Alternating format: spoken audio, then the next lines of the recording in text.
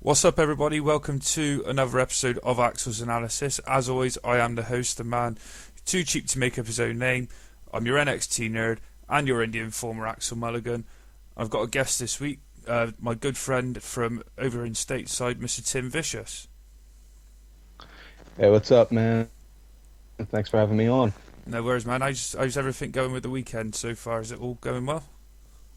Oh yeah, it's been going real well, and I don't know if anyone has noticed like the little stuff that I was putting out there on Twitter right before we started this, but you have a very fabulous green room and waiting to come on here because how often do you get to have coffee and chocolate milk served to you at the same time? My guests get treated like royalty. You're the first one as well, so Oh well, you see, that's there you go. and not everybody would get that special treatment. How's But yeah, how's this weekend this weekend is going real good. You know, I'm actually my dad is really excited more so than anything. He's really hyped up for the local wrestling circuit in Erie.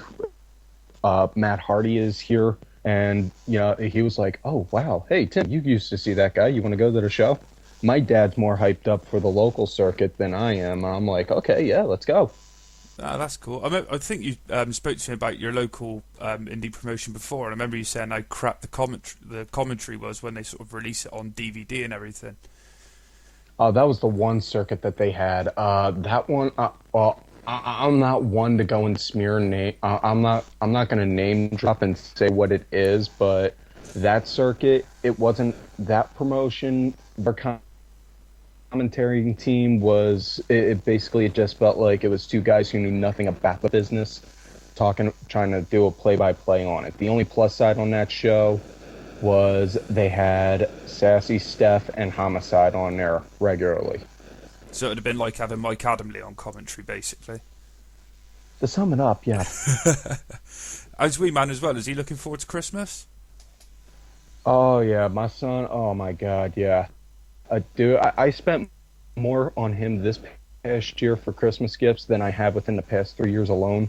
And well, you know as well as anyone else, the past few years I've been in a real hard financial burden, but getting some good breaks, and I'm just like, all right, you know what? He asked for this. He's been good.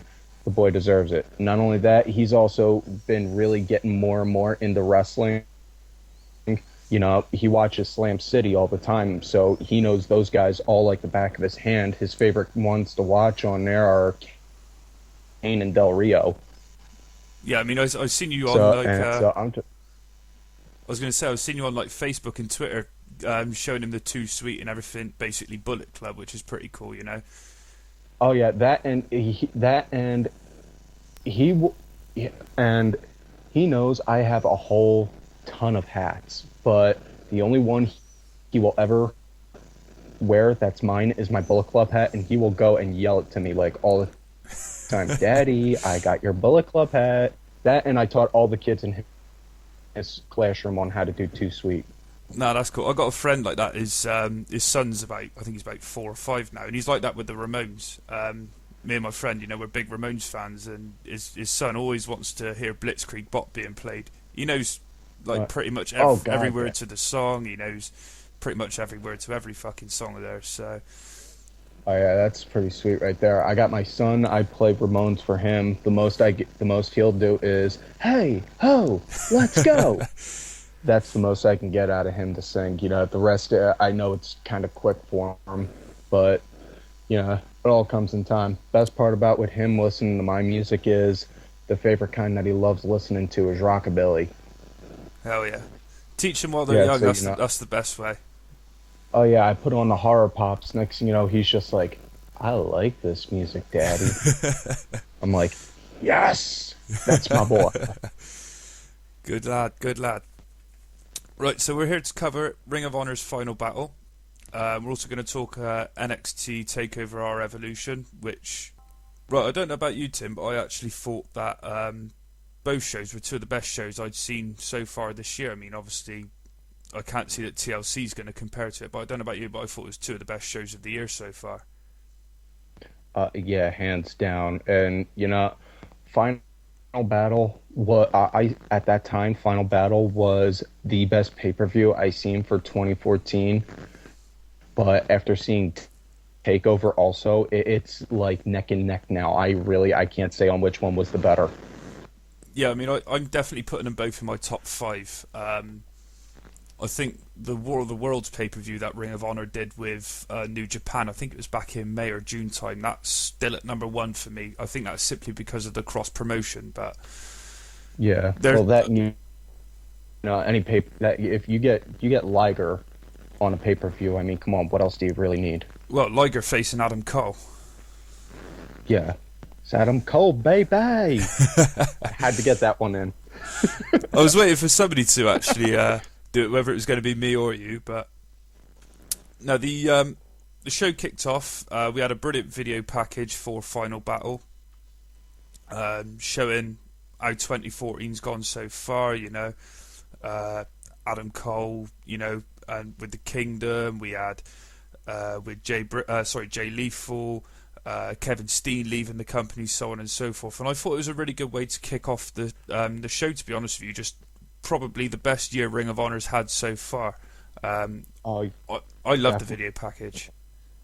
Definitely, man, definitely. Ring of Honor, they're really stepping up their game now, and they're showing that they're here, and they're here to actually kick ass and take names and show they're going to leave a mark.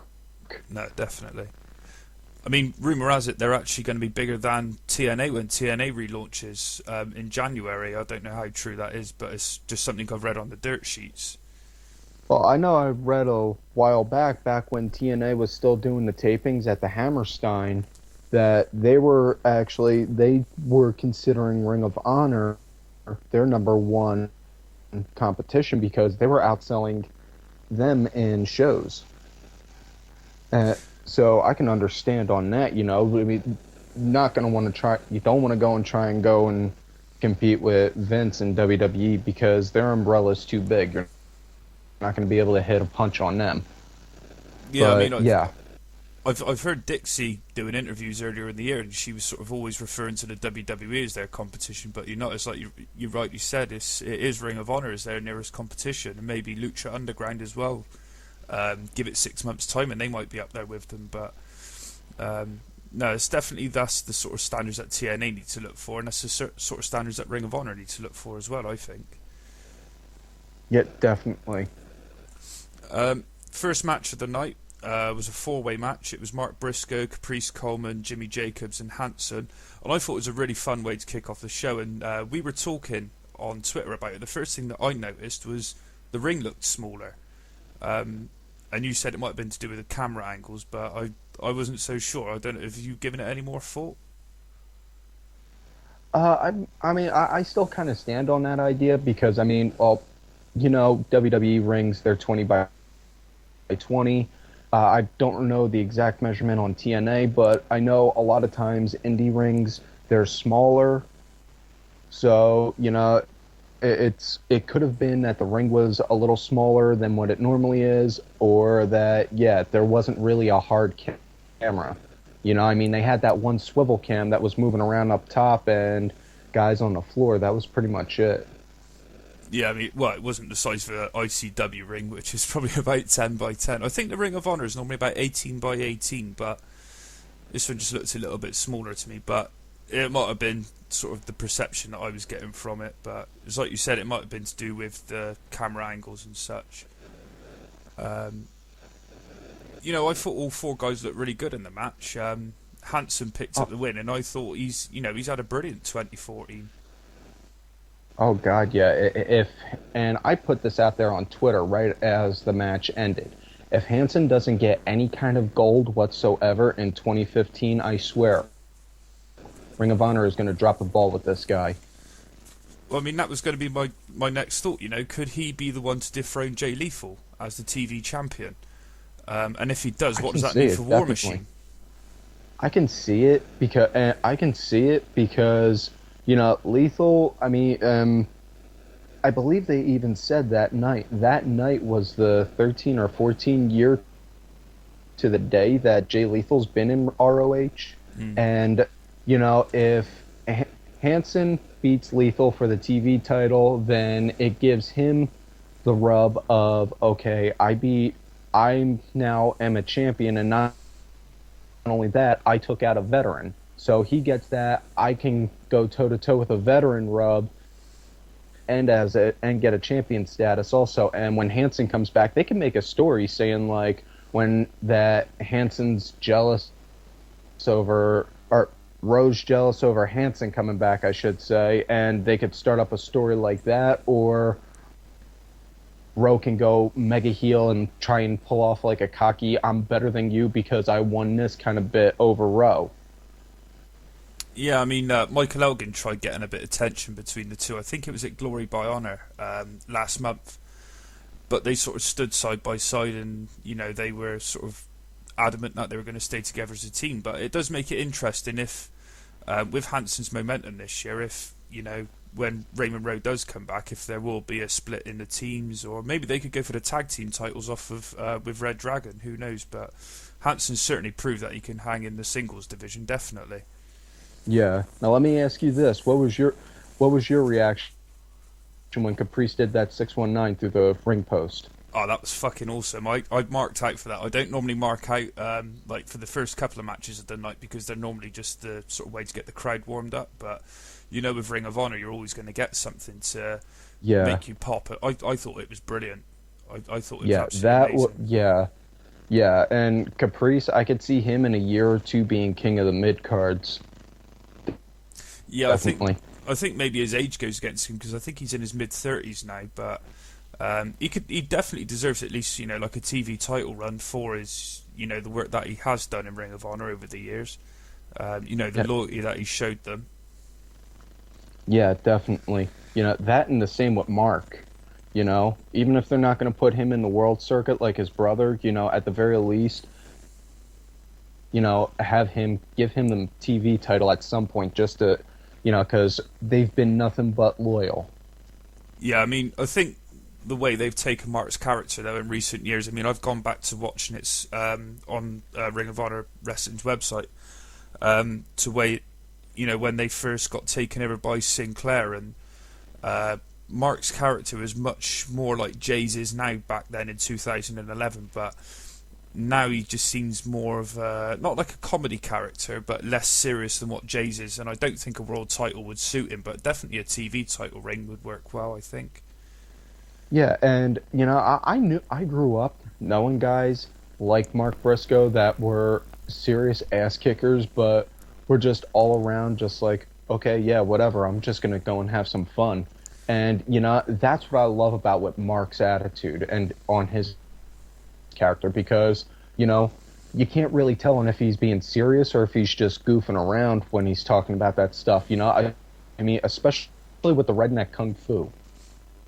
Yeah, I mean, I think another thing that doesn't really do it for him is that he's had a couple of concussions over the last few years, and that's it's a case of how long has he got. Maybe is why they're not going to put gold on him. But I'd like to see some sort of, maybe like you said, like a TV title reign, or just something for him, because he's deserved it, I think. Sorry, go on. Oh no, I was just gonna agree with you saying, yeah, I definitely see that. Definitely agree with you as far as with that. Right, the next match was the grudge match, Adam Page and Roderick Strong, and I thought this was the match that Adam Page needed, really, to solidify himself within the decade. And I don't know about you, but he reminds me a lot of Brian Pillman. Not just in look, but also, he's quite dogged in the ring as well. It just screamed Brian Pillman to me on Sunday night. Yeah, it did. And, when I seen it, I was thinking Pillman. I wasn't thinking when he was in WWE kind of Pillman. I was thinking like early WCW Flying Brian kind. Yeah. That's what he reminded me more on. I mean, if he winds up starting to show a little more of an edge, I might think, okay, yeah, he's going to start showing a loose cannon bit. But that and aside from that match, one of the best parts I think that really helped carry that match was Carino's attitude towards BJ Whitmer. Yeah, I mean, they've sort of been teasing it on TV for quite a while now, haven't they? I was actually hoping that we'd see the match on the pay-per-view, but I reckon we might have to wait until like maybe the 13th anniversary next year. But because obviously they teased it after the match as well. I just think it's been Oh brilliant yeah, how that's being built as well. yeah. Now, did you? Yeah. Now, did you also see that Carino's son Kobe was part of the ring crew that night? No, I didn't notice that. Yeah, he was the kid with the yellow with the blonde mohawk. I'm gonna have to look back. No, I didn't notice that. I didn't. I must Yeah, admit. I just noticed that. Well, I noticed that when I was watching the show. I was like, "Hey, that's Colby." Just a random thing. I wanted to throw that out there real quick. I thought that was really cool. The fact that he got to sit there and work with his dad at that show.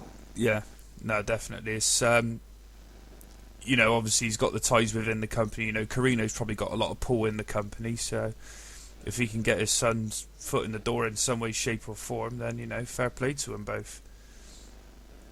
Oh Um, yeah, I thought, yeah, I thought, definitely. I thought the big part of the match, the one thing that really impressed me was when Page, he was out in the crowd and he flipped over the guardrail and he took out Roddy with that big clothesline.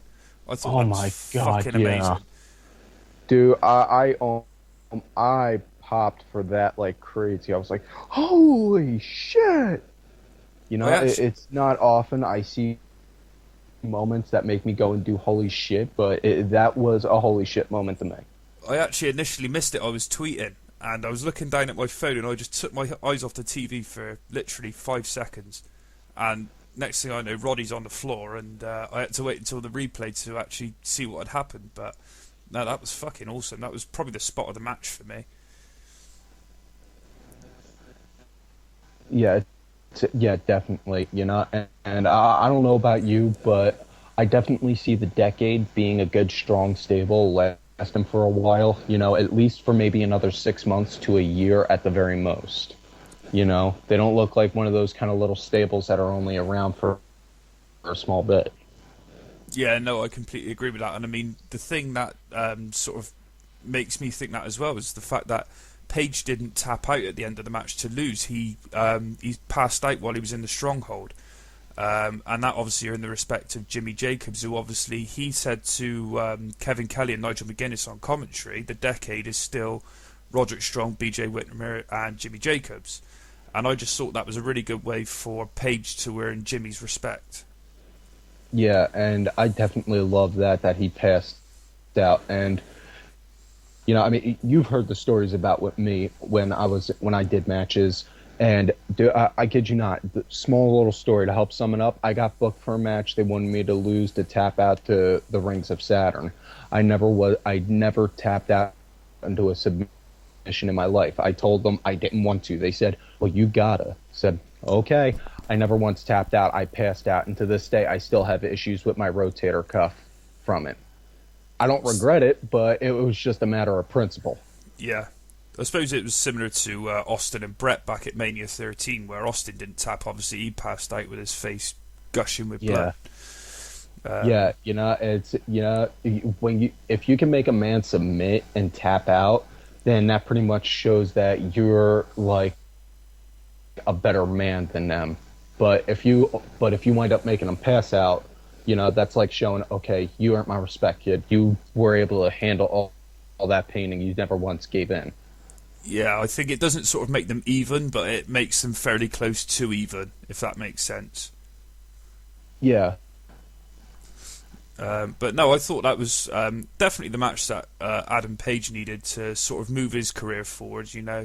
Um, where did the decade go next though? Because obviously Roddy's, I think they're probably done with Roddy now. But then do they maybe target the tag titles and have maybe like if they do win the titles, have like a Freebirds reign where they can all defend the belt or the belts rather? yeah, yeah. I could see that going, especially with the Freebird rule, because with the decade, yeah, because you don't want to just say that these two have it and then just leave.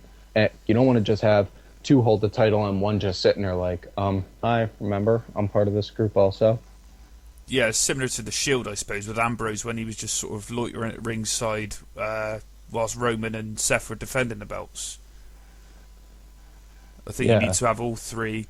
have some sort of involvement in the match. Yeah, definitely. I'm hoping that maybe we'll be lucky, and at the next pay-per-view we'll see Red Dragon versus the Decade. Now that I'd like to see. I've actually put that down as a suggestion, but we'll get to that later on when we get to the tag title match, which was a fucking brilliant match as well. Michael Elgin versus Tommaso Ciampa was the next match, and this was the part of the show. I know you had issues with it as well. Watching it live where the stream kept cutting out, and it was just, ugh. It was horrible to watch. It's frustrating to watch with the feed as bad as it was. But have you managed to watch it back since? Honestly, I haven't been able to yet. It's been a pretty busy week for me, but I'm gonna try and catch it today. But from what I did see on it, oh yeah, definitely, and it's still hard for me to get used to seeing Elgin without the mullet more than anything. You, it's like seeing Samson without his hair. Absolutely. I mean, what did you think of this new Michael Elgin character, like this pissed off heel who's very anti-corporate, the corporate side of Ring of Honor? He's against Nigel McGuinness, he's against Carrie Silkin, against Sinclair. He's a man on his own now. I'm definitely digging it a lot better than the Elgin that was there beforehand, because not as a knock, but Elgin's a phenomenal wrestler, but and you've even said it, and these are your own words, he's got the personality of a sack of potatoes. Yeah. So it's kind of hard to get behind someone when they can pretty much put you to sleep all the time, but when he's getting like this, you're just like, whoa, this is different. I'm liking it. Yeah, man. Like he had his first appearance as this pissed off heel who just completely against everybody, and he came out. He had a bottle in one hand. He was chewing tobacco, and he was basically just verbally kicking the shit out of Kevin Kelly. And I just thought, now that's the Michael Elgin I want to see. I don't want to see this babyface Michael Elgin, because he's not. His presence doesn't present that of a babyface, I don't think. It's hard to understand how is it that people were able to say he was good as a babyface when really that's on how you're going to work as a face. It's kind of hard to understand. I mean, Ciampa, I can understand on how he's working as a face, because he's trying to do that, because he's trying to play as this, okay, I'm pissed, but I'm not trying to get in trouble kind of attitude. Exactly, he's got a character, whereas Elgin didn't necessarily have one. Yeah. I'm sorry, go ahead. So no, go on.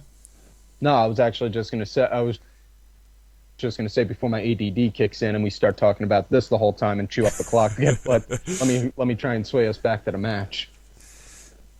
I mean, Ciampa, obviously he's got this, don't touch any officials or commentators, basically anybody who's not a wrestler, and he accidentally clotheslines the referee. That sort of distracts him. He ends up losing the match. I thought it was a good way to do it, because Nigel McGuinness basically got up and he was sort of torn between two minds where, A, yes, it was an accident, but B, he has also invoked this rule where Tommaso can't touch anybody unless they are a wrestler. So just sort of moving forward, where does that put Tommaso now? I mean, does he lose his job? Does he keep his job? It's quite an interesting scenario, really. Yeah, I mean, you don't really see something like this that often in wrestling, and it's now you're just kind of like, okay, how can they play this from here? Can they say, okay, it was an accident, I'll let it go, and then if it happens 2 or 3 more times, then they yell at him? Or are they just going to say, no, you did this, you're in trouble, now you're fined or suspended or fired, and then have him go ultra mega heel and just take out anyone that's got a heartbeat?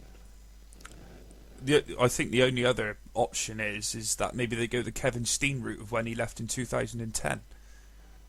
but then that would be sort of recycling an old storyline. So I don't know whether they would go like that. But I have noticed for the 13th anniversary, Tommaso is advertised for this show by Ring of Honor themselves. He is on.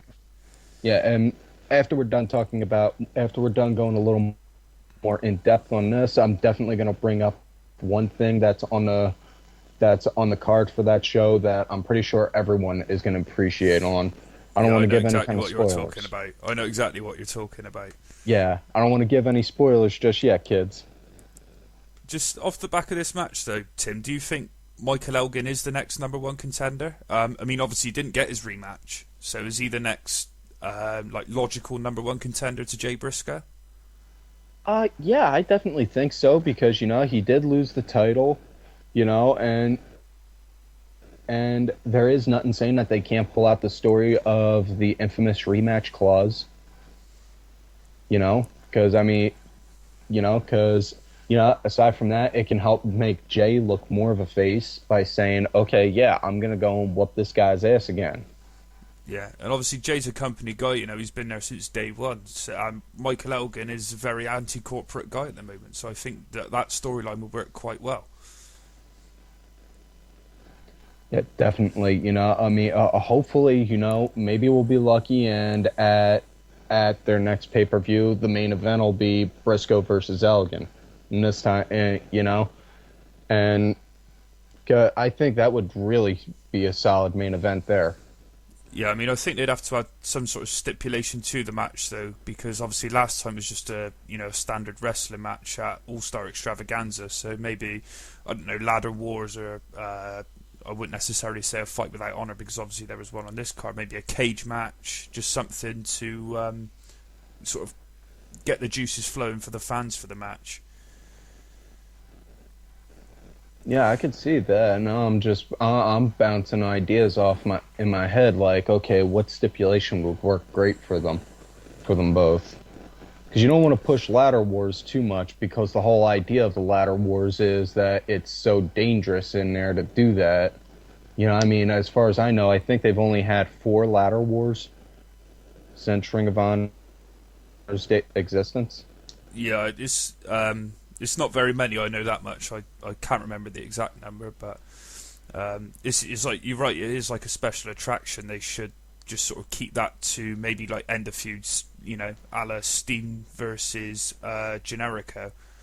But obviously that's in the future, we'll see where they go with it.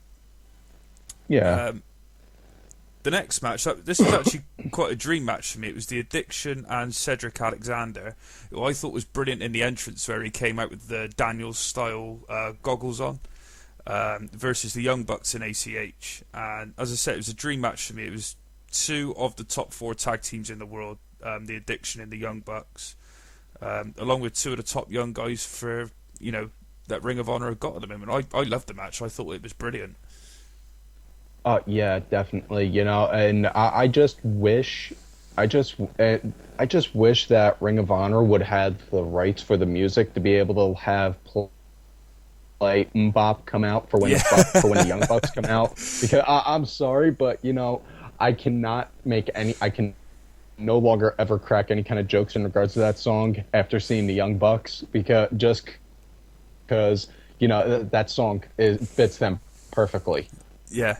I mean, they're sort of like those immature kids, kind of like Hanson were back in the day. And when they came out to it at House of Hardcore the other week, I popped. I thought it was brilliant. Oh yeah, that, and it's that, and the way that the Bucks play themselves, the way that the Bucks go and push themselves, whether it's whether they're working a gimmick table or on Twitter or whatever. They push themselves to go and say, hey, look, we're worth the dollar that we're worth the money that you spent to come here. They are more bang for your buck. I don't know.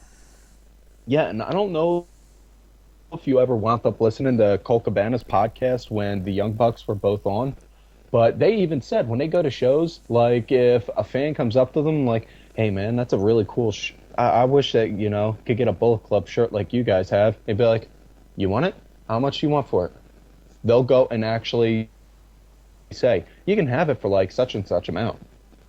No, that's cool. It is good to like hear stories and see when wrestlers actually give back to the fans, because obviously we hear a lot of negative reviews about certain people. I mean, like one of the people that I've always heard negative reviews about is RVD. But like when you hear stuff about the Young Bucks, Yeah, you and can't help but love them. yeah, and I mean, I can't really say I've had any kind of bad reaction from any guys that I ever met, but it is always nice to see when they give back to the fans, even when they're even the heels, because Definitely. especially with nowadays with kayfabe pretty much being dead, you know, you got to find a way to reinvent the whole idea of being a bad guy, and you could still do that and draw heat, but you'll still have your fans and you show appreciation to those. Definitely. And we all know you like to stay in character as well. Yeah, it's hence why still have not said, I've never once put my real last name out there on the internet whatsoever. So I did Facebook and everyone's like, "Why do you have Ash for your last name?" Because I still believe in kayfabe.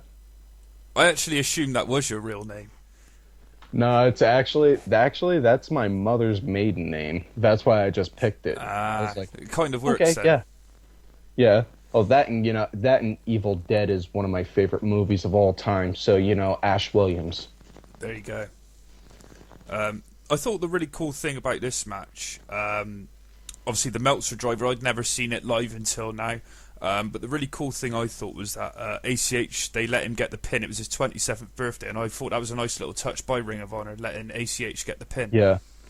Yeah, that and ACH coming out with a Bullet Club shirt, because at first I thought, wait a second, did he join? Because at first I legitimately thought they just said, all right, you're in the Bullet Club. Yeah, it was like they were like Cedric was made an honorary member of the Addiction for the night, and ACH was made an honorary member of the Bullet Club for the night. Yeah, Which was, I thought that was beautiful. yeah.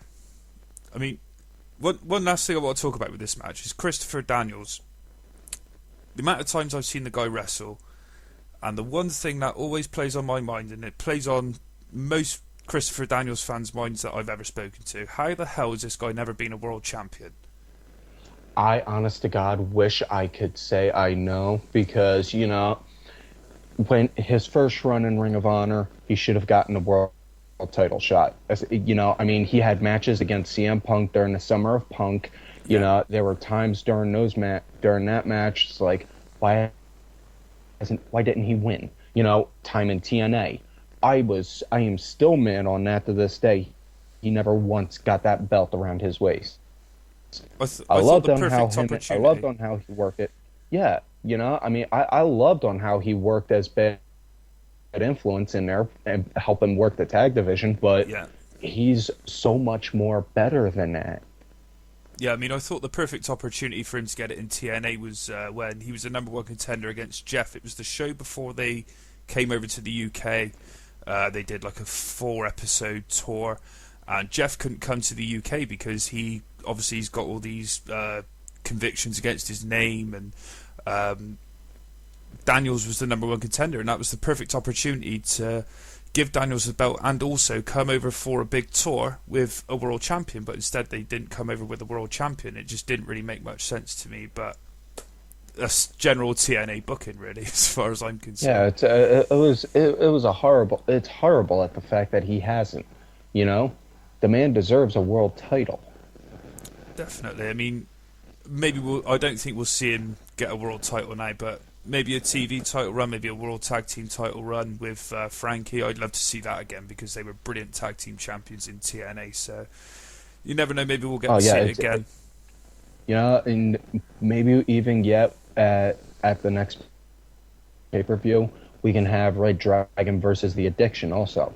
Oh, don't toy with my heart. Don't toy with my heart. I mean, I think they had I think it was at Field of Honor last year, and they had a brilliant match there. So. Oh God, yeah. You never.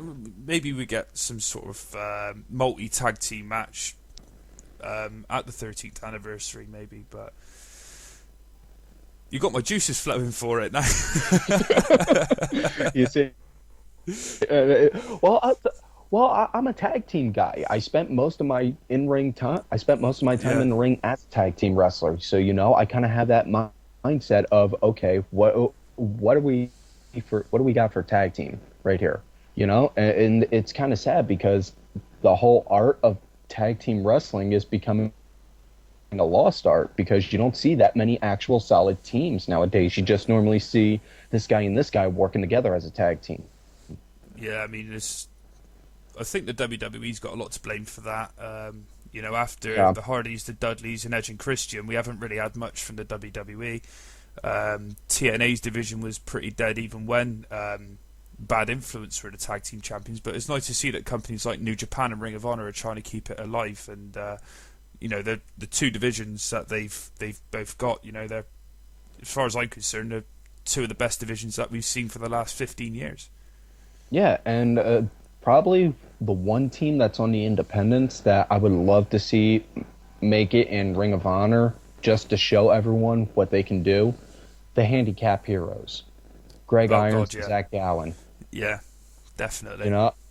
Yeah, those two are probably the most, motivational wrestlers out there in the U.S. today because, Greg Iron, wrestler with cerebral palsy, Zach Gallen, a one-legged wrestler. Okay, try and top that for being a motivator. I don't think you'll find much more motivation from anybody. Exactly. No.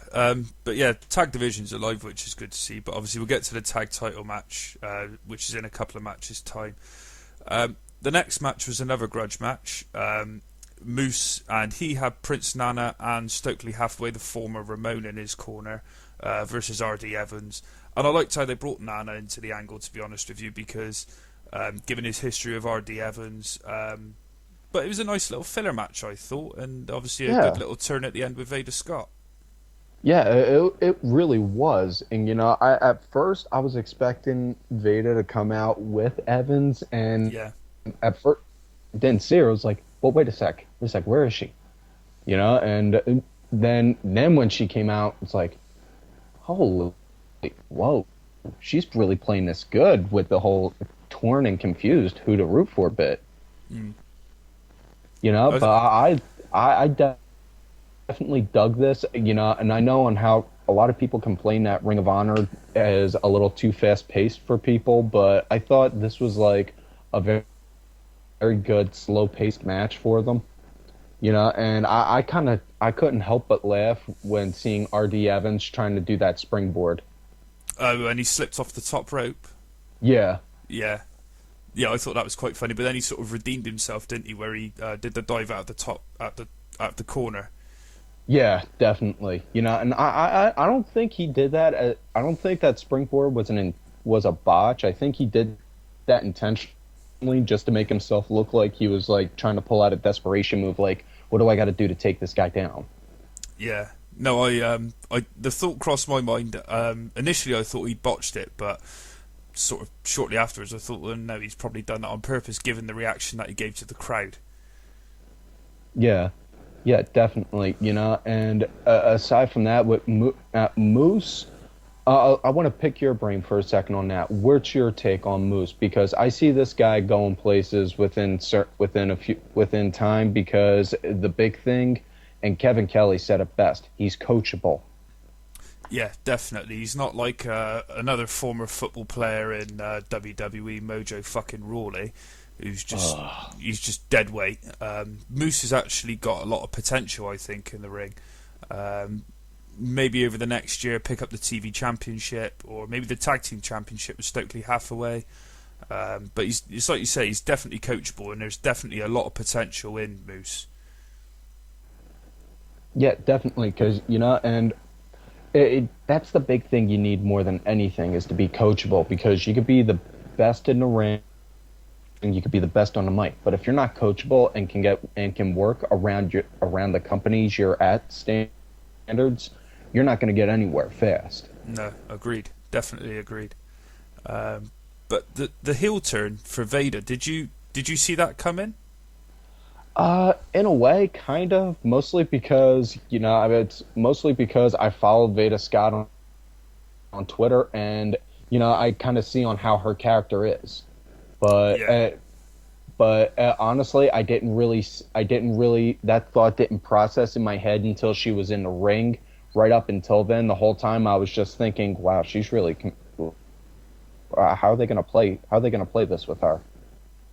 Yeah, I mean, my first thought was after realizing how hot she looked was Yeah. I don't know. I just saw it coming. Like when she got into the ring when the referee was getting rid of Nana and Stokely Hathaway, and she got into the ring, and I just thought, no, she's going to turn. But I expected her to kick him in the balls, not drop down to the knees and low blow him with a fist. I would have. I think a kick would have worked a lot better, but given the skirt that she was wearing, I don't think she was willing to do that, especially that and with the heels. Yeah, yeah. I think she would have torn a hole up the backside of her skirt and given New York a bit of a nice little view. But Yeah, which I wouldn't have complained on, and I'm no. only guessing you wouldn't have either, but I'm pretty sure Definitely Ring not. of Honor standards and practices would have. Definitely. But do you think we could see like a rebirth of the embassy now that Prince Nana's involved in this angle? Oh, God, I hope so, man. That could really go well. I mean, because you got like Moose, who's like you say, he's a coachable talent. He's definitely going to go places, and they can recruit down the line as well. Maybe like if there was a split between Hanson and Rowe, maybe get Rowe in there as well, another big guy. Um, I don't know. I'd like to see a rebirth of the embassy, to be honest with you. Yeah, I mean, why not? They relaunched Scum. There's nothing saying that they can't rehash another stable. Just Definitely. rehash the stable, just give a whole new story. Yeah, and I mean, there's a reason for it as well. Obviously, they want to get rid of R.D. Evans, and R.D. Evans was the one who ended the embassy. So it's like you say, there's a story behind it, and there's something that they can go with. Yeah, yeah, I'm all for that. Especially if you got, then again, I'm also for anything that gives Veda Scott TV time to where I can just watch. I knew something like that was coming. Yeah, that's just me though. Moving on. TV title match. Matt Sydal challenging Jay Lethal, who had obviously Truth Martini and Jay Diesel in his corner. My first thought was, where the hell's Silesia? I don't know about you, but I think Silesia's hot. Oh yeah, and the last time I seen her, I think she was working as one of those freaking rosebuds. Oh Christ! Yeah, I think that was the last time I seen her. But it's yeah, I mean, I know they got Scarlett working alongside Bobby Cruz as an announcer now, so Yeah. that's one thing. But aside from that, it's a brilliant idea having Silesia there because she's really well built for a woman, and you want good heat, have a really jacked up chick as your heat seeker. I mean, that worked phenomenal with Triple H with China. That's what I was just going to say. Yeah, I mean, it worked well for them back in the mid '90s, wasn't it? Yeah. And Jay Lethal, he's good enough to get a heat on his own as well. And then you've got Truth Martini in there and Jay Diesel. And then if you can get somebody else in there, they could easily become the biggest heel stable in the history of Ring of Honor. Yeah, it's kind of hard to see on why aren't they doing that. Yeah, but I thought the match was another very good match. Sydal, he's impressed me since he's gone back to Ring of Honor because he's not the high flyer that he always was in the WWE, which is good because he's showing that he can wrestle on the ground as well. I mean, the match he had with AJ Styles a few weeks back was just brilliant, I thought, and he showed again against Lethal, that he's capable of wrestling that style of match. Yeah, now I'm not gonna lie, I was a little sad on the fact that Sydal didn't win because I was hoping he would, just because he was talking about being reborn. I saw this as, okay, he wins the title, then he gets say that he really is reborn and remade himself. That's just on how I kind of saw and how they were going to play that. But I was a little disappointed on that he lost. But the way Jay moved out of the shooting star press, was able to get the lethal injection in. That was a beautiful way to work to land that. on top of Truth. Yeah. Yeah, no, that was brilliant. I don't know about you, but Truth kind of reminds me of Don Callis, who played the Jackal in WWE and also Cyrus in ECW. He reminds me of him a lot. Yeah, he does. And thank God you said his name, because for the longest time I couldn't remember it, which is saying something considering I'm like a freaking walking encyclopedia. And I was just like, that's his name now. But he does work like that. I think he could be the next Cyrus.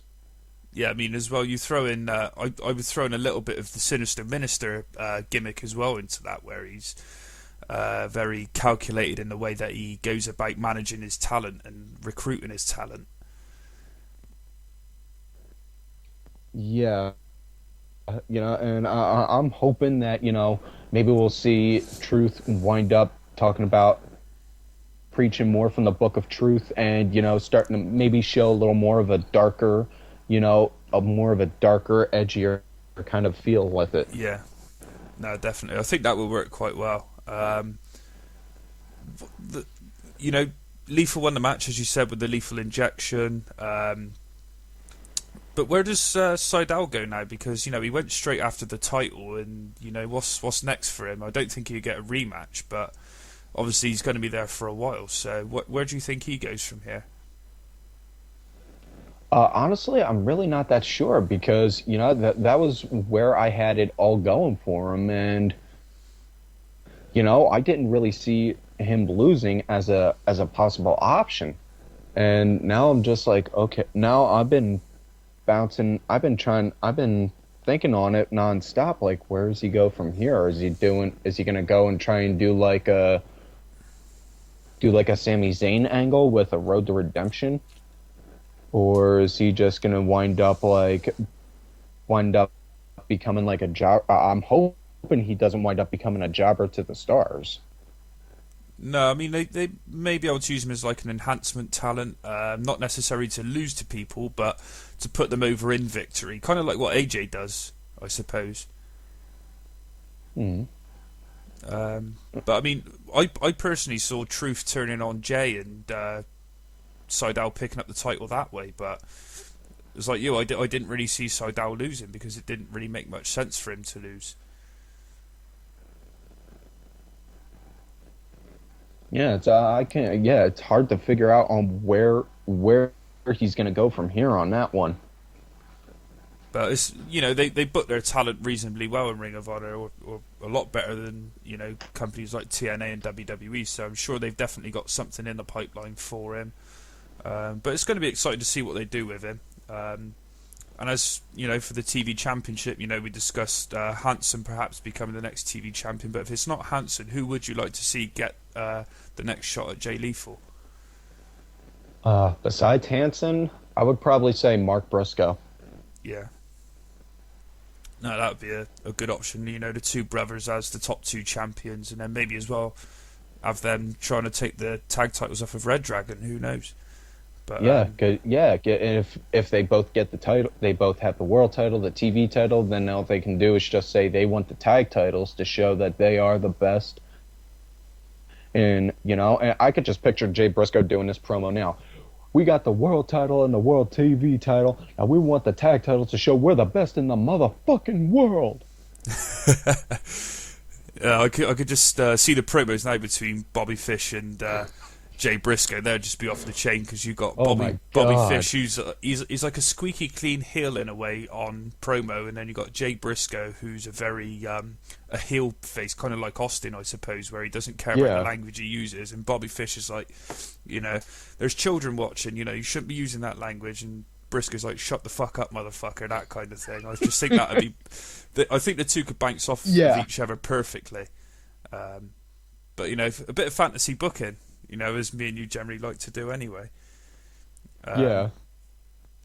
The tag title match was up next. Red Dragon versus the Time Splitters, and I think I'm right in saying it was Alex Shelley's first match in the States for over 2 years. And, I'm pretty sure it was. He's not really missed a step, has he? No, he hasn't. And the best way I can describe this match is, that meme of Stan's dad from South Park just sitting in a chair after one stop rubbing one out. That's pretty much the best way to describe that. Everyone's reaction after the match was just, oh my god. No, I mean, for me, I don't know about you.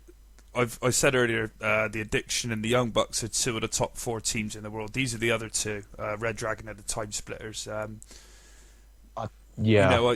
The matches they had in New Japan recently as well, just like you said, oh my god, you got cum plastered all over your walls and everything. Yeah. But just brilliant. Just seeing it, you're just like... I was actually feeling quite greedy with this.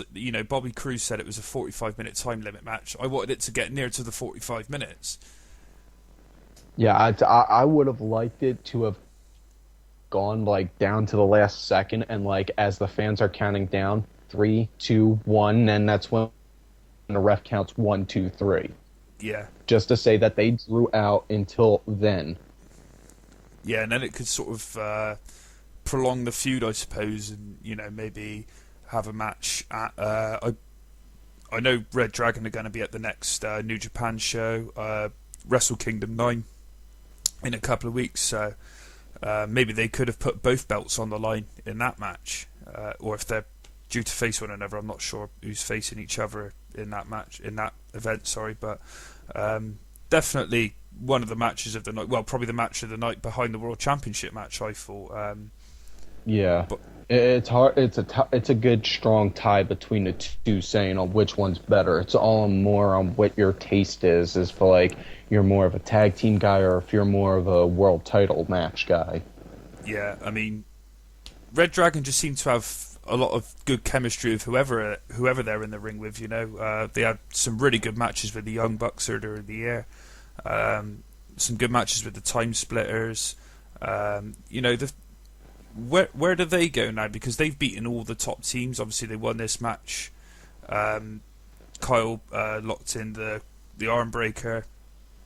They won the match. But where do they go from here? I think they're just gonna wind up. I think they're gonna wind up showing that they're a strong, dominant tag team for a good while until maybe that they do another War of the Worlds kind of cross promotion, and then next thing you know, have someone like Carl Anderson and Doc Gallows go up against them. Holy shit! Yeah, that would be fucking awesome. Yeah. I mean, the only thing I had on my notes would be to turn them face and then maybe lose the titles to the Decade and then get the fans behind them for a title chase. But I like your idea a lot more. I can see that. I could see your idea working.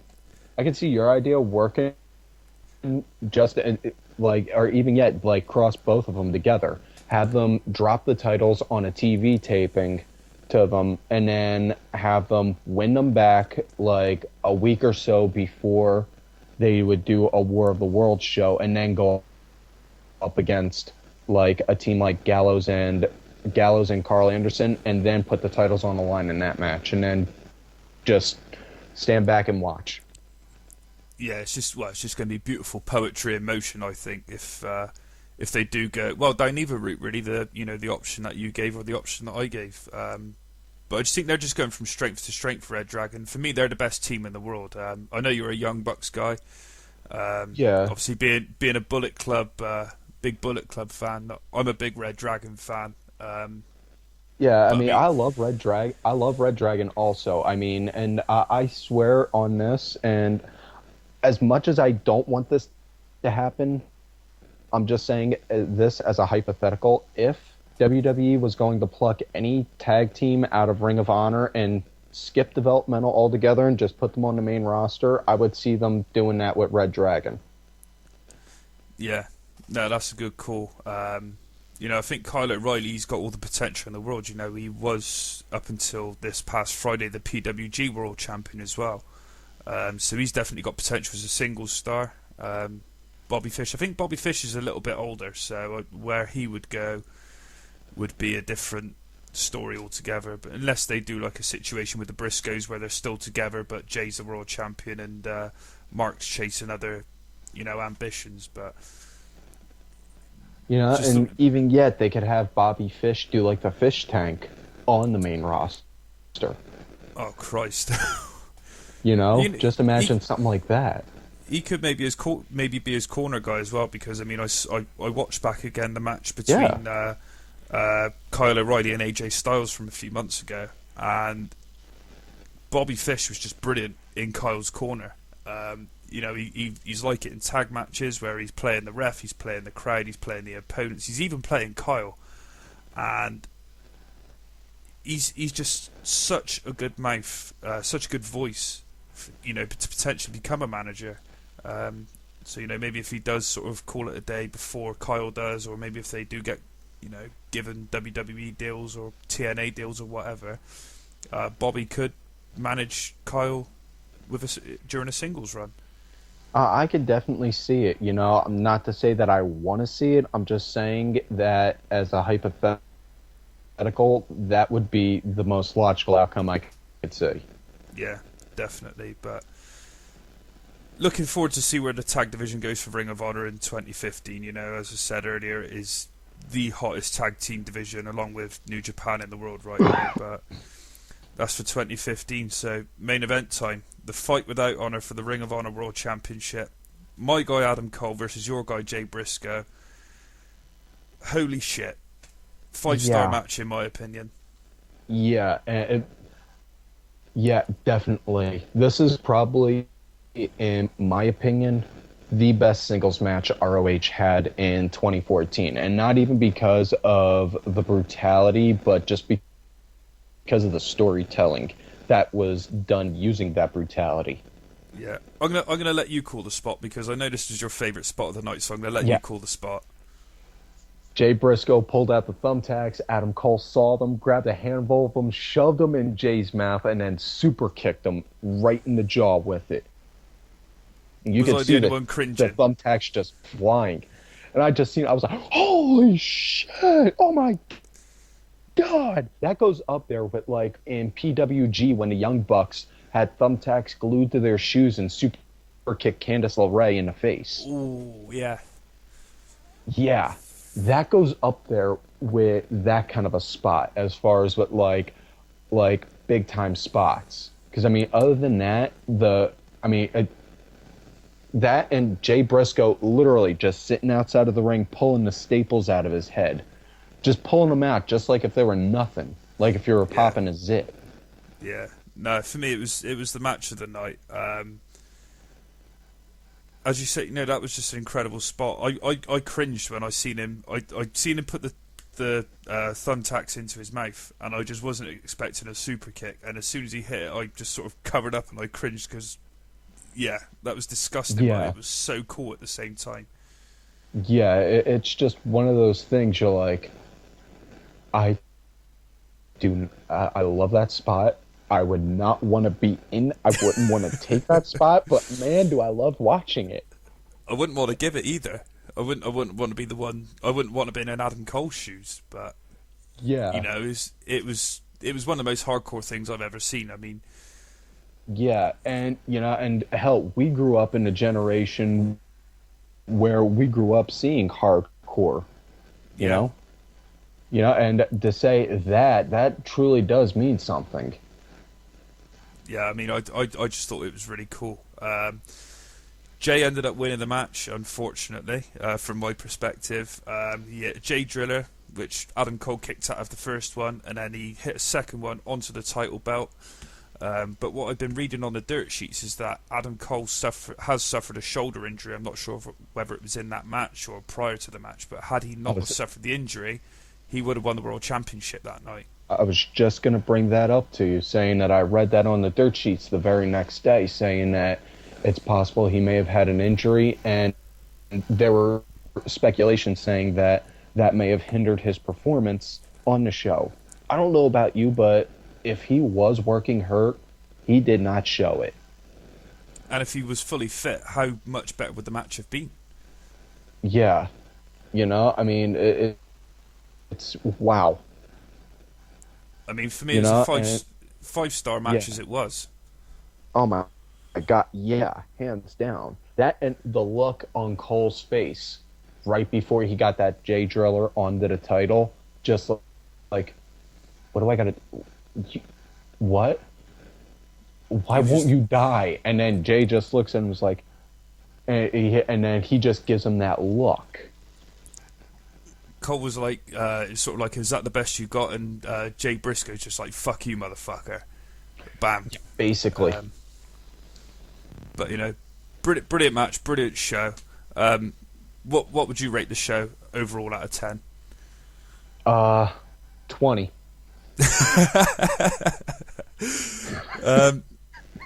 No, it was that good of a show. Yeah, I mean, I don't know on what anyone else I don't know what the price was for it in the UK. I paid $25 in the US for it, and in my opinion, it was well worth 5 times that amount. Yeah, definitely. I mean, the exchange rate converts. I think it was about £14-15 over here, and I get a slight discount as well because I'm a ringside member with Ring of Honor.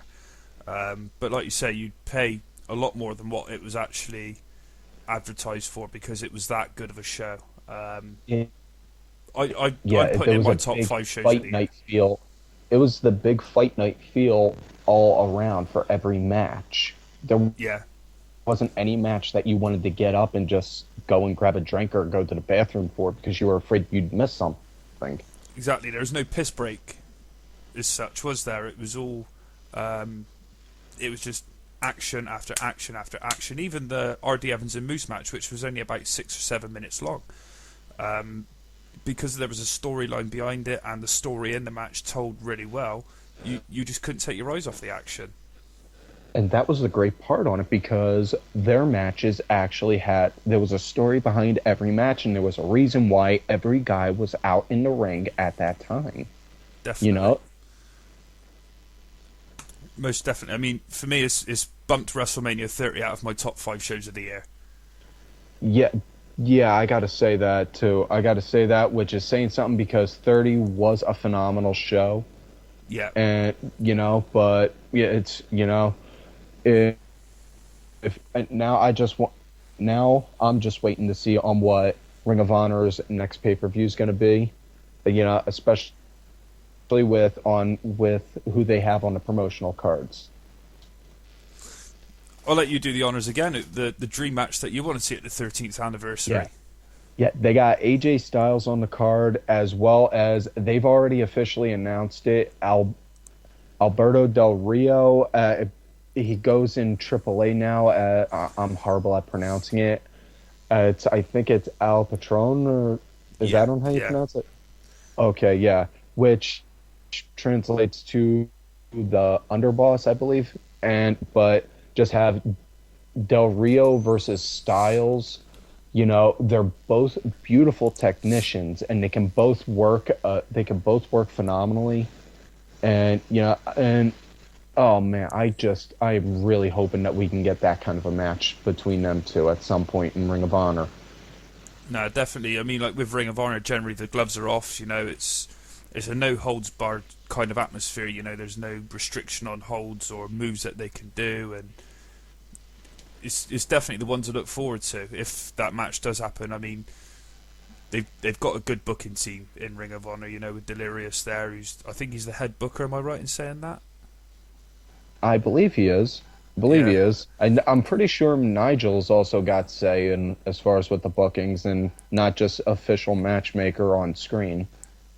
Well, there you go. I mean, you've got Nigel McGuinness, who's one of the best wrestlers on the indie circuit ever, really.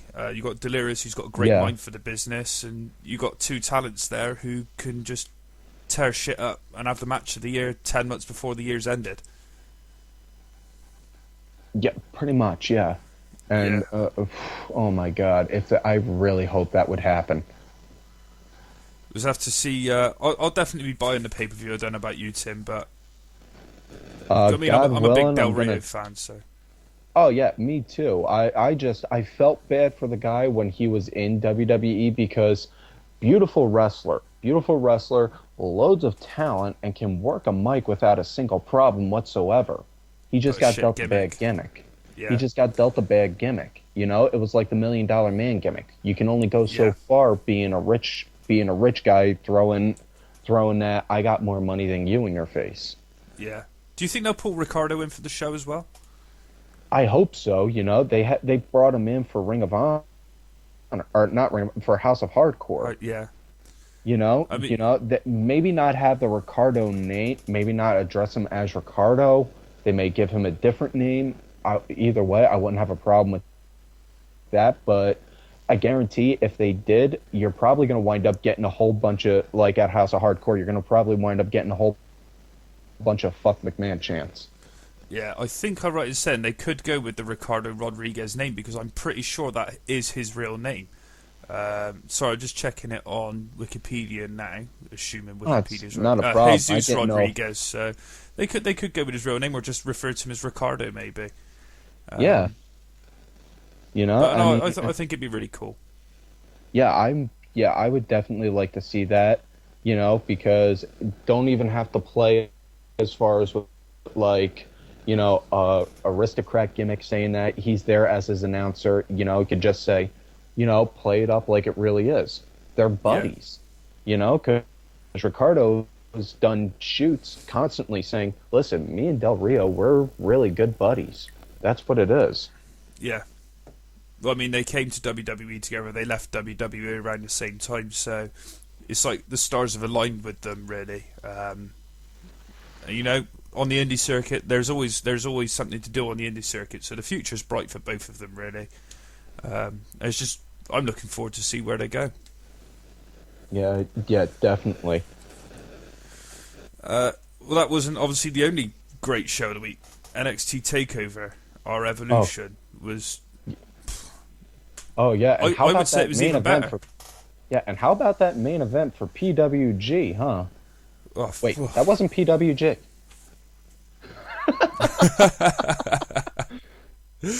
No, it was brilliant. Man. The whole show from God, top to yeah. bottom. Oh God, yeah.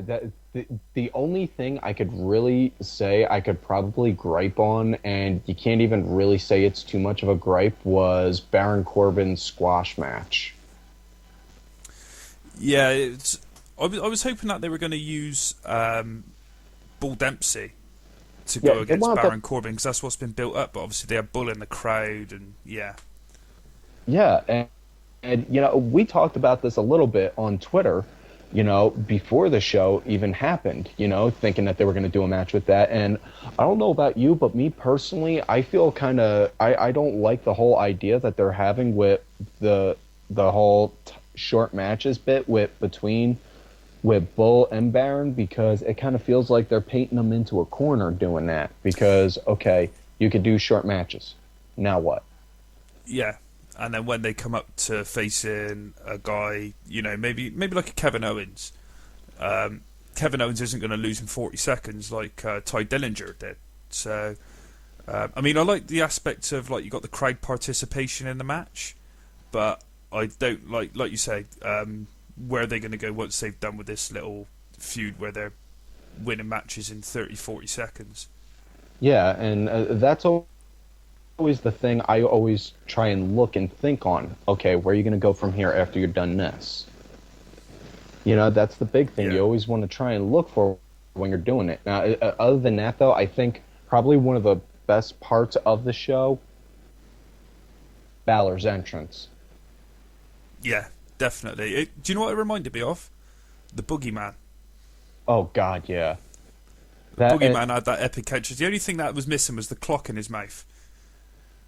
Yeah, but man, my son stayed up until the end of Charlotte and Sasha's match, and the whole time he was watching every match. He was asking, and I was getting more fun out of watching the show than he was, seeing his reaction to every match. Yeah. You know, he right off bat liked Kevin Owens. You know, which I was just like, oh, thank you, God. On. He now refers to him as the Russell guy that has blood on him, but, you know, but yeah, he liked him. He was saying, and he asked me, when the Ascension came out, he was saying, who are those guys, Daddy? Those guys are the Ascension. They're bad guys. Yeah, they are.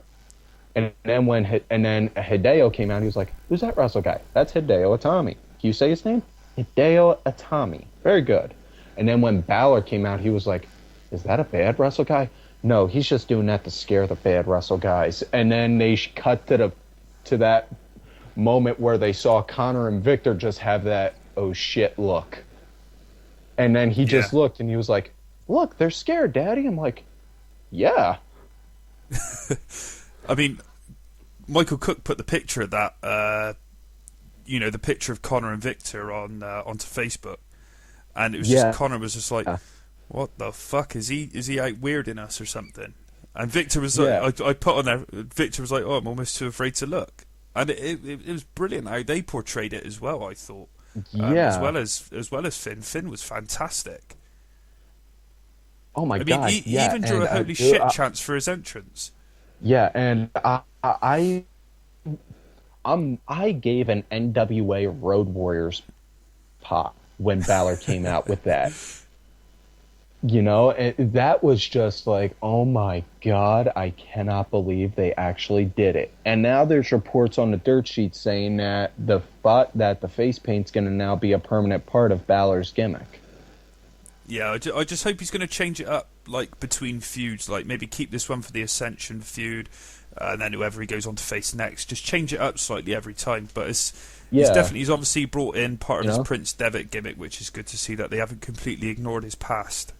Yeah, that's another thing that I definitely love that they did with NXT is they're not hiding from the past. Because, Jason Albert wound up saying it best. They both trained in the Japanese dojos. You know, how often do you ever hear them talk about wrestlers' past before they got into WWE? Exactly. I think the only one that rings a bell in recent memory that they've mentioned is Becky Lynch and Natalia main evented a match in Japan. That's the only time I can think of in recent times where they've obviously you get the whole backstory of Adrian Neville and Sami Zayn, but and the vignettes with Kevin Owens talking about, Daniel Bryan was, I wrestled with Daniel Bryan. He got the call before me. I wrestled with Adrian Neville. He got the call before me. I'm best friends with Sami Zayn. He got the call before me. Yeah. Well, you know what? I'm here now. And I'm here to fight. And and I don't know about you. I like the KO Kevin Owens shirt, although I do want to I'm hoping that they wind up making that shirt that just says fight and fight me on the back. Yeah, I mean, the one thing that the KO bit reminded me of was when Chris Hero was in WWE and obviously had that logo, Cassius the KO, Ohno. Cassius that was Ohno. the first thing I thought of that was the first thing I thought of also. I'm like, Cassius Ohno? And I hope Owens wound up having some say with that shirt and just kind of did that as like a little tip of the hat saying, hey, Chris, I did this one for you. Yeah, definitely. I mean, I'd like to see a Fight Owens fight shirt as well at some stage. Oh, yeah. And I know a lot of people were saying they wanted to see a Kill Owens kill one, but personally, I don't see PG. That because... Yeah, one, that's not PG, and two, too close to Owen Hart, and that's still a touchy subject in WWE. Well, it is with Kevin Owens as well. Obviously, he named his son after Owen Hart, and that was why he took on the last name of Owens. I was just about to say, and that's why he took Owens also as his name. But it's sort of, it all aligned quite nicely with the name, I think. I thought it was a nice little touch.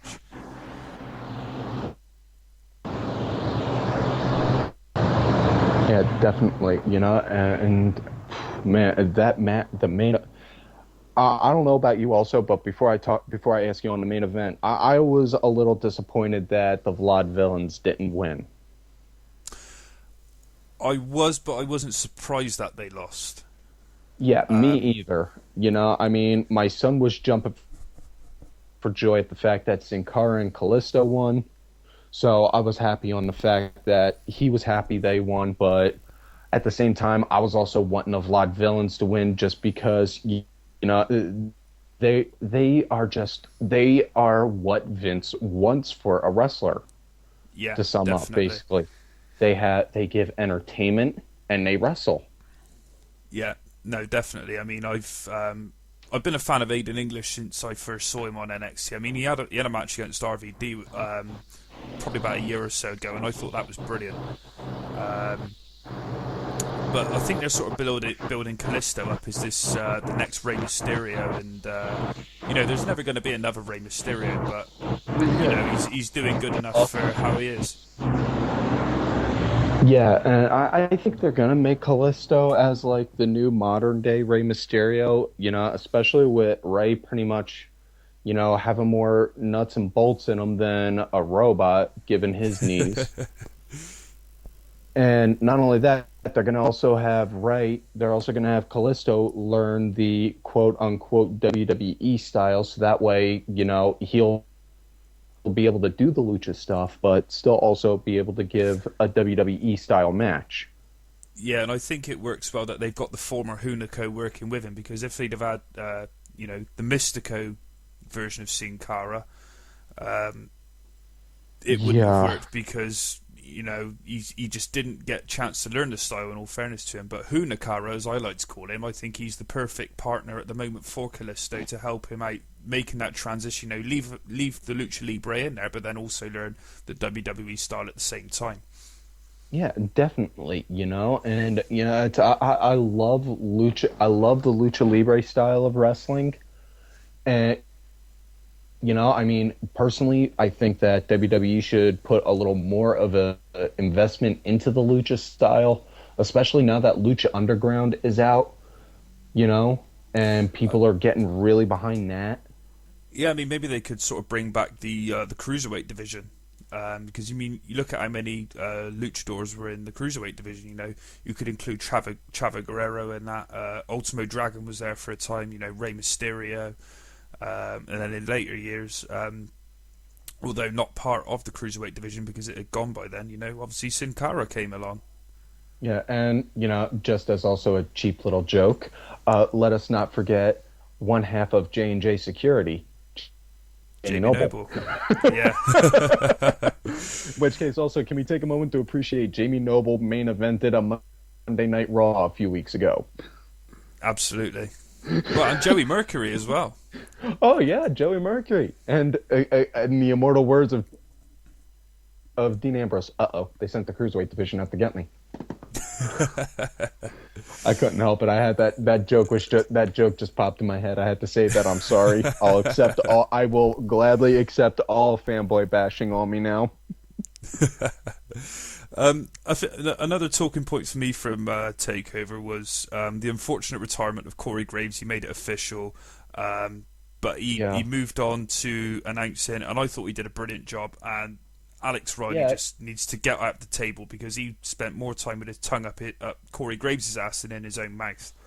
Yeah, and Riley, honestly, the way he comes off a lot of times on the show, you wind up thinking like it's like he's trying to bury some of the guys when he's doing it. And in which case, all I can think is, you're gonna go and bury this dude who's putting on a phenomenal show on a WWE ring. Whereas, how many people can remember how many matches can go on to a Best of Alex Riley DVD? About as much as a Best of Great Khali. One match. He had a decent match with The Miz. Pretty much. Yeah, that about sums it up. I mean, and it's really, I don't know, but as far as with Corey Graves, I don't know about you, but I can see him being almost as far give him enough time and the right mentor, I could see him being almost like a modern day Bobby Heenan on commentary. Yeah, I mean they've given him a 2-year contract, which is good. But I don't know if JBL and Jerry Lawler would be the best people to work with him, because Oh God, no. they're awful these days. I mean, God, no. Jerry Lawler, when he was a heel in the 90s, he was phenomenal. And JBL, when he was a heel commentator, when he first started in 2006, he was brilliant. But now Yeah, they're all being fed these lines, and it just doesn't work for me. But Corey Graves, he seemed to he was more of a babyface commentator, and everything just seemed to come naturally to him, and it just worked. It worked. I think him and Rich Brennan had some good chemistry, but then you had A-Rai on the other side, who tried portraying something that he's not, which is a heel. excuse me. Excuse me. No, you're Yeah, all right, man. I mean, maybe like within the next few weeks. I know the one of the things is one of my little gripes about with NXT, and I have very few on them, is they don't have a solid, stable commentating team. They switch it up on a regular basis, which in Yeah. some ways it's good, some ways it's bad. Maybe have him learn from like Jason Albert. I don't want to say Renee Young, but I'd like to see on how them two play off of each other. Yeah, I mean, I think, or if they just go down to a 2-man team, and maybe have Alex Riley doing backstage interviews. I don't know, but then obviously you would need something for Jason Albert as well. So Yeah, I don't yeah. I know. mean, and I know Albert does a lot of behind the scene work with the talent also. Mm. Yeah, he does a lot in the performance center, doesn't he? Yeah, he does. Him and yeah, him and Hugh Morris. Yeah. Have you heard the latest one, who they're talking about bringing in as a trainer? Who? Spanky. Oh my God, are you serious? Yeah, straight up. He wrestled a dark match before TakeOver, and he apparently had a week-long trial as a trainer. And you see, well, now, Are you having a Stan not to Marsh go moment over there? yeah, a little bit, but also I'm thinking now, not to pedal backwards, but as a lot of people know, Willie Mack got cut from WWE before he could even get a chance to go down to Tampa to go in Yeah. NXT. All I'm thinking is, why couldn't they have Willie Mack do something like that? It's the WWE. I know, but I'm just saying though, because Yeah. Willie Mack is a pretty decent. He's a pretty decent wrestler. Yeah, And he's a pretty decent guy on that. But but hey, don't get me wrong. I'm glad he took it with stride, and he was very humble on it. So the guy was okay with it. So if he's good with that, they let him go beforehand, and before he could get a chance to show them what he was worth. I ain't gonna argue too much. no, definitely. I mean, as you say, Willie Mack's a hell of a talent, and he maybe had something to offer, but obviously, unfortunately, WWE weren't looking in that direction at the time. But I'm just sort of thinking now with the trainers that they got there, they got obviously Regal, Albert, Norman Smiley, Robbie Brookside, and then Spanky. It's brilliant. And Adam Pearce goes down every now and then. You've got Booker T there as well. Yeah, The future's, there and was obviously, as you say, Bill DeMott as well. So the future's yeah definitely there was looking bright. rumors that Undertaker was supposed to be working there on a part-time basis. I don't know if those rumors are true or not. But if I'm pretty Undertaker sure he is- squashed them, but it's Undertaker maybe staying in character. yeah, but if he is there, that would be phenomenal, because that would be like learning on how to play baseball from Babe Ruth. Yeah, You know? definitely. You know, I mean, it's because the man literally was able to reinvent his character and still stay the same from the early 90s up until Mania 31. Yeah, definitely. I mean, as you say, he's done well over the last. What's he been there now? nearly 24 years. Roughly. He's just a phenomenal, the longevity of the man is just brilliant. I mean, obviously he wrestled in WCW before that. I think he was in he the USWA heavyweight champion as well at one point. Yeah, I mean, he even had Paul Heyman was even his manager at one point. Part of the when he was in WCW, was me, Mark Calloway. Yeah. He was in a Dangerous Alliance. I believe. Oh well, I read it on Wikipedia, so Wikipedia's bullshit, isn't it? Yeah, the most I'd use Wikipedia for is to just read up on comic book character bios if I don't know something. That's about the most it's reliable on, at least in my opinion. I mean, it helps on getting a basic idea on certain shows and wrestling characters, but I don't 100% rely on it personally. Where do you see WWE going with NXT over the next 12 months? I mean, obviously at the end of TakeOver we saw obviously Sami Zayn won the belt from Adrian Neville, which in my opinion, brilliant match, absolutely brilliant match. Oh yeah, if that's not nominated for Match of the Year, not just for PWI, but in WWE in general, I am going to, I swear, I will find whoever chose not to put it in a nomination and give them the hardest DDT in their life. You're going to go Jake Roberts on their ass? Well, yeah. Oh, hell yeah. Hell, that was my finisher when I wrestled. That was the vicious DDT. I mean, obviously, like Kevin Owens, he took out Sammy after the match. Obviously, we're going to see the reborn feud between the two from, as we were saying earlier, from probably the greatest feud of Ring of Honor. Yeah. You got Steen or Kevin Owens versus Sami Zayn again. It's just the wrestling fan's dream. Yeah, and and in the immortal words of Kevin Owens, I have a feeling you and I are destined to do this forever. And yeah, can we all just?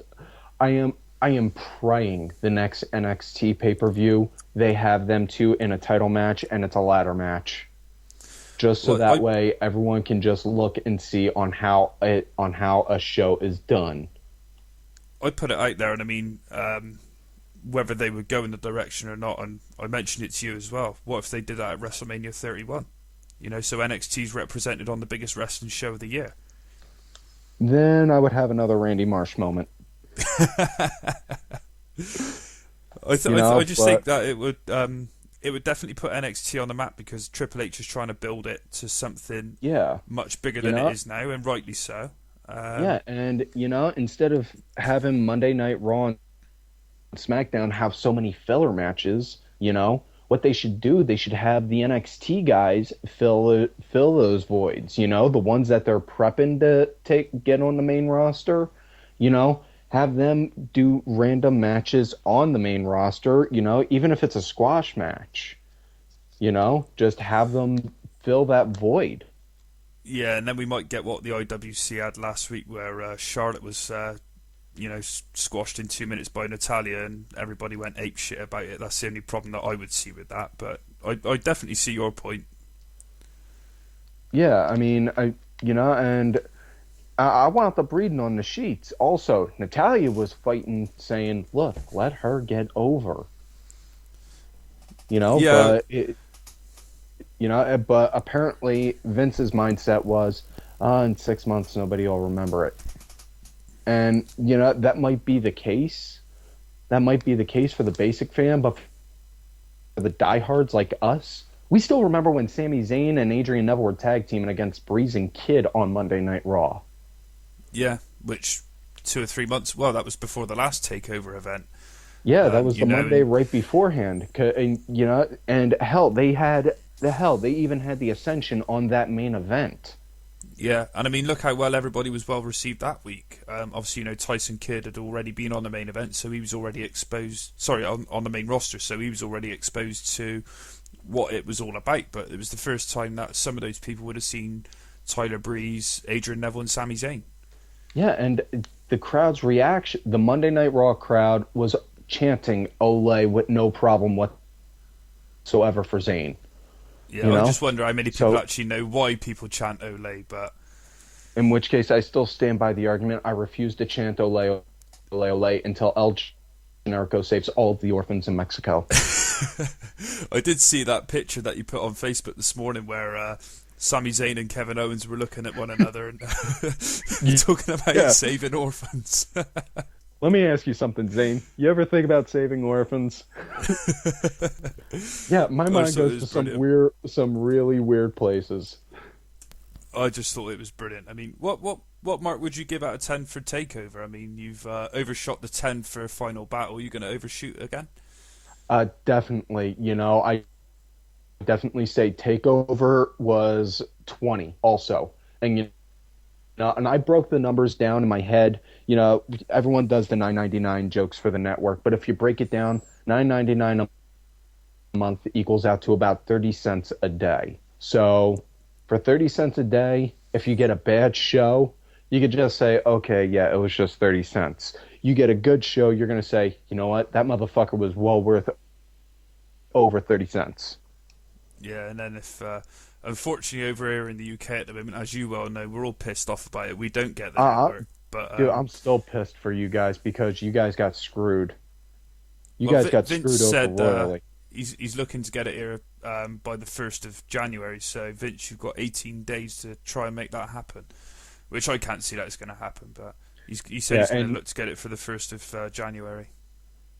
Yeah, so I'm hoping that you guys get a chance to get it sometime soon, Yeah, I mean, I know there's some people who sort of, I should say, fiddle the system. Illegal ways. I mean, people have sort of said to me, just do it, and I'm not that kind of guy, I want to wait until it's out and available, and I got to do it the right way. That's just who I am. If my cable got shut off and I couldn't catch Raw that night, I'd have no problem doing a stream for Monday Night Raw. But other than that, no, it's just, it don't feel right stealing that show like that, No, I completely agree. I don't know about you, Tim, but I think that wraps it up for hour and a half. We've been sort of shooting the breeze about Ring of Honor and NXT. I've enjoyed it, man. So have I, man. I always love talking shop. Always love talking about the business. It's always great talking with you. And I say it on my show all the time. One of, if not the most educated fans of the sport I've ever had the courtesy to talk about it to. No, feelings mutual, man. We sort of shoot the breeze a lot on Twitter, I suppose we could put it that way. Facebook, so on and so forth. Vicky Earls likes to say, we have a bit of a bromance. Yeah. Well, it's like I said, bromance, no. Bromance, yes. As long as I get to be Robbie E, you want to be Jesse because he was with Lisa for a little while, so... Yeah, we can't really argue on that. I mean, come on, Victoria, Tara... Can you really... I can't have too many arguments with you there, but we just need to find a Zima Ion. Yeah, that's it. Now, who do we want to go and pretend to be a My Little Pony? Well, that's on how me, Danny Sunday, and Ollie Ben constantly refer to him on Ollie's show. Failing that, we just need somebody who's got some DJing experience. Yeah, I ain't got nothing on that one. No. Ollie, if you're listening to this show, I hope you appreciate the fact that I pulled out my TNA line for you. I got nothing. And anybody who wants to apply to become our Zima Ion, just send myself a tweet at Axel Mulligan, or you can send Tim a tweet at Tim Vicious. But as I said, it's the end of the show. Tim, plug your stuff, man. Like you said, my Twitter, Tim Vicious. My backup account, Tim_Vicious. Mostly been using that to help promote the show. I use that also when I get put in Twitter jail. My show, #ViciousRants. My YouTube page is Tim23Vicious if you can't find the show. Also, I did finally break down and get a Facebook, it's Tim Ash, also Tim Ash, alias Tim Vicious on there. So, feel free to look me up on there. If you like the show, if you like my show, really thankful for it. If you don't, not a problem.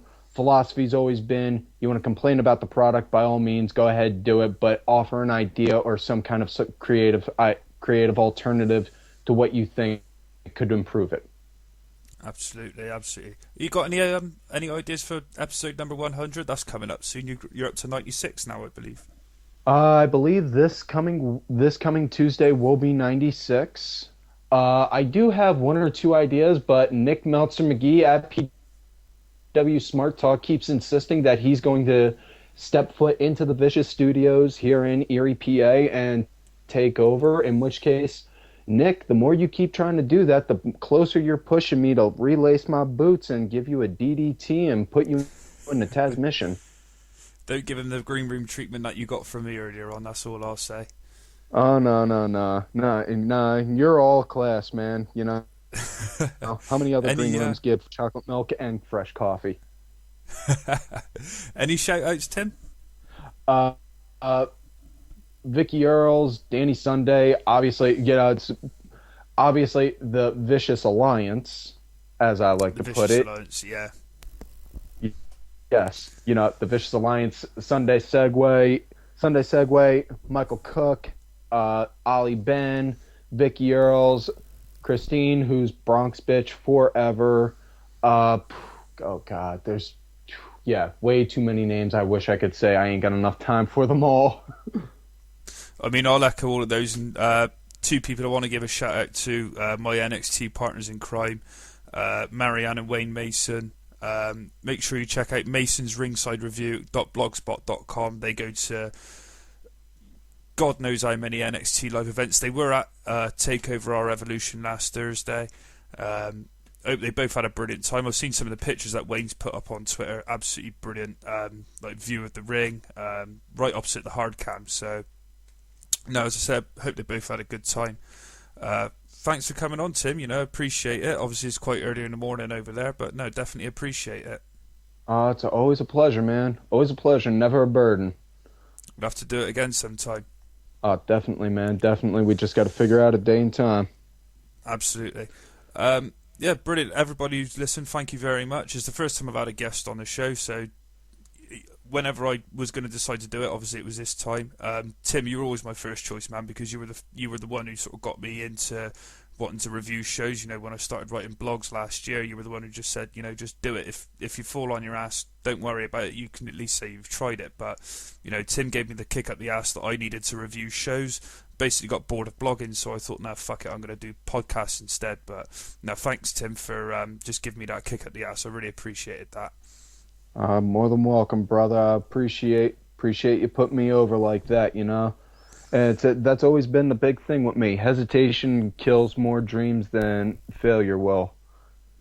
Definitely. Yeah, it's in the immortal words of Dusty Rhodes, you got a dream, go for it, hold on to it, don't ever let go. Absolutely. And we'll end the show on that note. So thank you, everybody, once again for listening. I'll be back again next week covering next week's NXT. And as I said, make sure you check out Vicious Rants on YouTube, Tim's show. So I'll see you next week, guys.